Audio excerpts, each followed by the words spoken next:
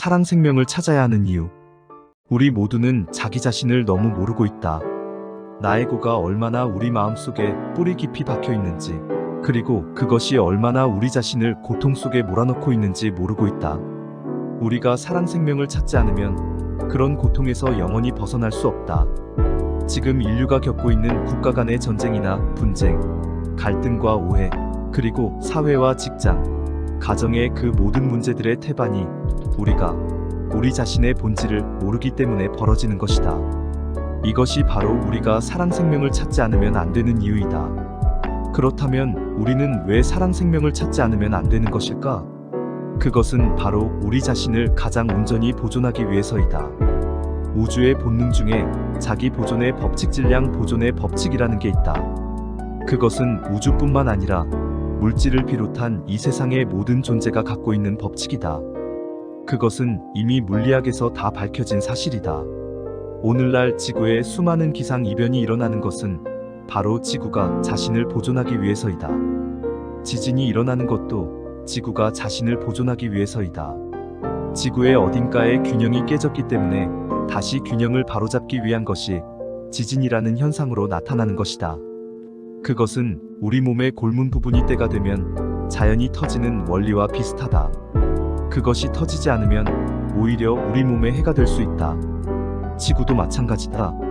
온갖 오염으로 인해 조화와 균형을 잃어버린 지구를 지구 스스로가 보존하기 위한 몸부림이 여러 가지 기상이변으로 나타나는 것이다.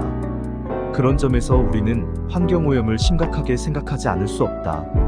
물리학에서는 질량을 가진 모든 존재는 다음과 같은 법칙을 가진다고 한다. 첫째, 만유인력의 법칙. 둘째, 관성의 법칙. 셋째, 작용 반작용의 법칙이 그것이다. 그리고 현대과학에서는 에너지가 곧 물질이고 물질이 곧 에너지라고 한다. 그러니까 진동이 아주 빠르고 미세한 단계가 에너지의 차원이고 바이브레이션이 느슨하고 성긴 단계가 물질의 차원이라는 얘기다. 그렇다면 우리 마음의 바탕인 생명 에너지도 곧 물질인 셈이다. 그리하여 그 에너지의 흐름인 생각 자체도 하나의 에너지라고 볼 수 있다. 물질과 에너지는 전달이 가능하다. 우리의 생각도 마찬가지로 전달이 가능하다. 여기서 더 깊이 들어가 보도록 하자. 사람에게는 누구나 마음이라는 게 있다. 내가 지금부터 말하고 싶은 것은 바로 이 마음에 대해서이다. 이것을 알아야 비로소 우리의 본질도 선명히 알 수 있기 때문이다. 우리의 마음이라는 것은 대체 어떻게 구성되어 있는 것일까?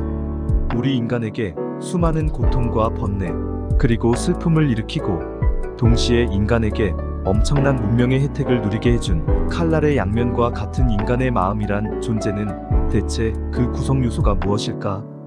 우리가 이 사실을 분명히 안다면 그렇게 오랜 세월 우리 인간이 겪어왔던 모든 전쟁과 투쟁, 불화가, 질투, 오해 등으로부터 영원히 해방될 수 있을 텐데 말이다. 그러면 이제부터 우리 인간의 마음이라는 것에 대해서 철저히 파헤쳐 들어가 보도록 하자. 앞에서도 말했듯이 우리의 마음은 거울 속의 그림자와 같은 것이다. 거울이 없으면 그림자도 존재할 수 없듯이 마음이라는 것도 우리가 살아있지 않으면, 즉 우리에게 생명이 없으면 존재할 수 없다. 생명이라는 하얀 종이 위에 경험 과거이라는 것이 하나 둘씩 쌓여서 마음이라는 것이 이루어진 것이다. 마음속에는 갖가지 것들이 다 들어있다. 오감을 통해 들어온 수많은 경험과 지식들이 가득 차 있다. 그런데 거울과 우리 인간의 마음과는 차이가 있다. 거울은 어떤 대상을 비출 때 그 대상만이 거울 속에 비춰지고 그 외의 것은 사라진다. 그리고 또 다른 것을 비추면 그 전의 대상은 사라져버린다. 그러나 우리 인간의 마음은 다르다. 우리의 마음은 대상을 비추면 그 대상이 마음속의 기억으로 들어와 버린다. 그리하여 다른 대상을 비출 때도 그 전에 들어왔던 대상은 사라지지 않고 마음속의 어딘가에 계속 자리 잡고 있다. 그러면서 우리에게 여러 가지 영향을 미치고 있다. 우리에게 아직 나에고라는 관념이 시작되기 전에 아주 어렸을 때는 그렇지 않았다. 그래서 어린애들은 친구와 놀다가 싸우더라도 그 다음날이 되면 언제 그랬냐는 듯이 또 재미있게 같이 논다. 그러나 어른들은 누구와 싸우고 나서 그 다음날에 그 사람을 또 만났을 때는 피해버리거나 기분이 매우 나빠진다. 그렇다면 어린애와 어른의 이런 차이는 왜 생기는 것일까? 어린애의 경우는 어제의 경험 과거의 현재의 순간에 개입하지 않아서 순수하게 대상을 바라볼 수 있었지만 이것은 거울과 같은 상태. 어른의 경우는 지금 현재의 순간의 대상을 바라보는 순간 과거의 경험이 현재에 끼어들어 대상을 순수하게 볼 수 없었던 것이다. 인간이 갖고 있는 선입관이라는 게 전부 이와 같다. 사실 지금 눈앞의 그 사람은 어제와 다르게 이미 변해 있을 수도 있다.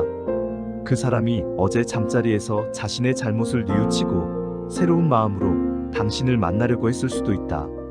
그런데도 우리는 과거에 얽매여 현재의 진실을 바로 볼 수 없는 것이다. 옛날에 어떤 서양 영화를 봤는데 내용이 아주 인상 깊었던 기억이 난다. 패션 모델인 여주인공이 어느 날 길을 가다가 횡단보도를 지나기 위해서 신호가 바뀌기를 기다리고 있었다. 그런데 한 아이가 저쪽에서 차가 달려오는데 갑자기 횡단보도로 뛰어들었다. 그대로 놔두면 차가 아이를 칠 위험한 순간이었다. 그때 이 여자가 뛰어들면서 아이를 밀쳐냈다. 간발의 순간이었다. 그리고는 이 여자가 차에 치여버렸다. 그 순간 그 장면을 본 사람 중에 한 여자가 그 자리에서 또 쓰러졌다. 그 여자는 바로 그 아이의 어머니였다. 사람들이 웅성웅성하는 가운데 병원에 앰뷸런스가 와서 그 두 여자를 싣고 병원으로 갔다. 병원에 실려간 두 여자를 살펴본 의사는 두 여자가 모두 죽었음을 확인했다. 아니, 그 아이의 어머니는 완전히 죽고 모델 아가씨는 뇌만 살아있었다. 그래서 병원에서는 긴급회의를 열고 의논하여 한 가지 결론을 내렸다. 아이 엄마의 몸은 아무런 손상이 없고 모델의 몸은 엉망이 되었으니 모델의 살아있는 뇌를 아이 엄마 몸에 이식합시다. 드디어 이식 수술에 들어갔다. 조마조마한 시간이 흘러갔다. 얼마 뒤 수술이 성공리에 끝났다는 소식이 들려왔다. 그 여자는 머리에 붕대를 감은 채 아직 침대에서 깨어나지 않고 있었다. 며칠 뒤 그녀가 의식을 되찾았다. 그리고 자신의 모습을 거울에 비춰본 순간 그녀는 악 하며 몸을 부들부들 떨었다.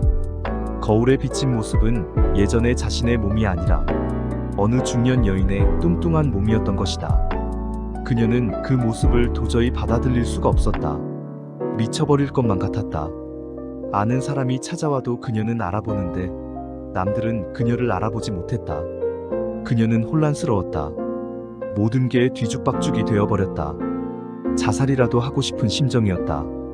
그러면 여기서 우리가 한번 생각해보자. 그녀가 왜 그렇게 고통스러워하게 되었는지. 그 원인은 바로 그녀의 과거의 경험의 집합체인 나에고에 있었던 것이다. 그녀는 자신의 날씬한 몸매를 아직 기억하고 있다. 그리고 그 몸이 자신이라고 알고 살아왔다. 그러나 생각해보라. 우리 몸이라는 것은 항상 변하게 되어 있다. 날씬함이 영원한 실체는 아니다. 얼굴이야 수술을 하면 다른 모습으로 바뀔 수 있는 것이고 몸이야 시간이 흐르면서 뚱뚱해질 수도 있는 것이다.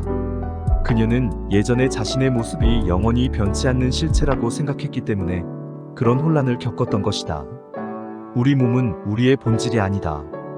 만약 그녀가 거울을 보는 순간에 기억을 상실했다면 거울 속에 비치는 모습이 원래 자신의 몸이라고 생각하고 자연스럽게 받아들였을 것이다.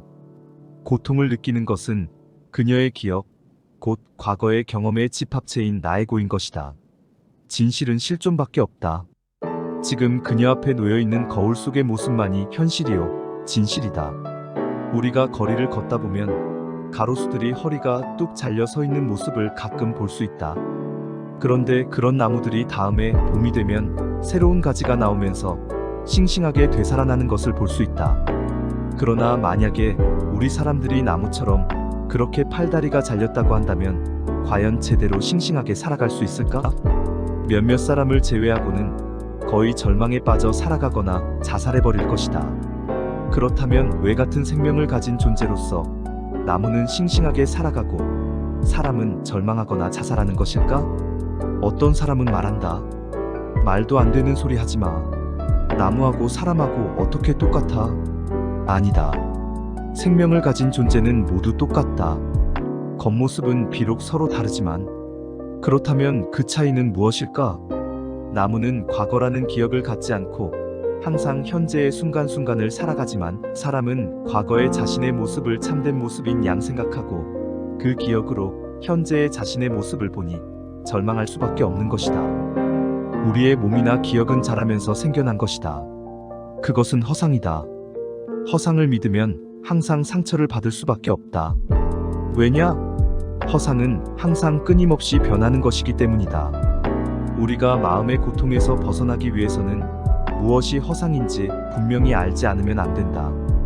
팔다리가 없는 사람들만이 사는 나라에 팔다리가 없는 아이로 태어났다면 과연 그 아이가 팔다리가 없다고 절망할까? 물론 아닐 것이다. 당연한 모습으로 받아들일 것이다. 우리에게 상처를 주고 있는 것은 바로 과거의 경험인 기억에 불과하다. 생명만을 믿고 살라. 팔다리가 잘렸더라도 우리의 생명은 변함이 없다. 그 생명이 우리의 본질이다. 그 외의 것은 모두 허상이다. 그 허상에 집착하지 말라. 살아있는 것은 순수 현재뿐이다. 생명은 끊임없는 흐름이다. 잠시도 멈추지 않는다. 그것은 흐르는 강물과 같다. 히랍의 철학자 헤라클레이토스는 이렇게 말했다. 우리는 같은 강물에 두 번 들어갈 수 없다. 두 번째 들어갈 때는 처음에 그 물은 이미 흘러가 버린 뒤인 것이다. 그러니까 우리 인간들의 삶은 알고 보면 대부분 죽은 과거로서 현재의 살아있는 삶을 끊임없이 망쳐가고 있는 것이라고 보면 틀림없다. 우리의 마음이라는 것은 바로 경험의 집합체, 곧 기억이요, 죽어버린 과거인 것이다.